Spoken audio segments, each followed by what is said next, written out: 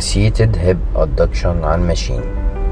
تمرين مهم واغلب الناس بتعمله. طيب التمرين ده هدفه تقوية العضلات اللي بنسميها الهيب ادكتور زي ما هو باين في الصورة. طيب في بعض الابروتش بتقول ان التمرين ده عزل للعضلات عشان قوة العضلة نفسها وشكلها الجمالي في الحتة دي بس.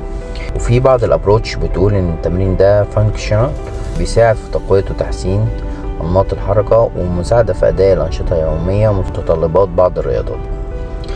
طيب خلينا متفقين ان الاتنين صح، وده على حسب هدفك طبعا من التمرين اللي انت بتتمرنه. خلينا نشوف العضلات المستهدفة والتحليل الحركي مع بعض.